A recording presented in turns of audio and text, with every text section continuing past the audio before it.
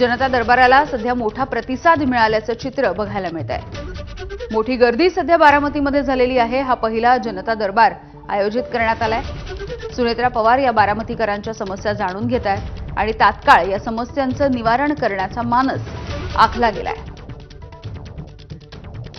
जयदीप भगत आमचे प्रतिनिधी आपल्याला अपडेट्स देत आहेत। जयदीप, ज्या पद्धतीनं अजित पवार हे जनता दरबार घ्यायचे, मोठी गर्दी व्हायची आणि तात्काळ या संदर्भात ज्या तक्रार होत्या त्याचं निवारण केलं जायचं, तोच काहीसा पायंडा सुनेत्रा पवार यांनी देखील घातलेला दिसतोय आणि आज त्या पहिला जनता दरबार घेत आहेत। बरोबर आहे यामिनी, तू म्हटल्याप्रमाणे खरं तर उपमुख्यमंत्री अजित पवार ज्यावेळेस होते त्यावेळेस अशाच पद्धतीनं जे बारामतीमधले मतदार आहेत, कार्यकर्ते आहेत, त्यांना त्यांची कामं घेऊन पुण्या आणि मुंबईला यायला लागू नये म्हणून अजित पवार बारामतीमध्ये जनता दरबार घ्यायचे आणि तत्काळ त्यावेळेस जे आहेत कुठलंही काम असू दे त्यावेळेस शासकीय अधिकारी जे आहेत उपस्थित असायचे आणि तत्काळ तोडगा त्यावरती काढायचे।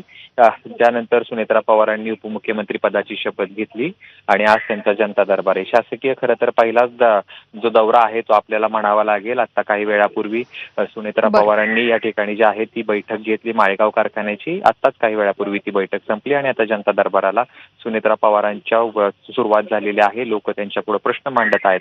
आता नेमकं सुनेत्रा पवार कशा पद्धतीने त्याच्यावरती तोडगा काढतात हे पाहणं महत्त्वाचं असणार आहे। मात्र असं जरी असलं तरी एकंदरीत कार्यकर्ते या ठिकाणी आले किंवा ग्रामीण भागातील लोक या ठिकाणी आलेले आपल्याला पाहायला मिळतात। अगदी जयदीप, धन्यवाद माहितीसाठी। आणि यानंतर बुलेटिनमध्ये छोटासा ब्रेक, बघत रहा एबीपी माझा।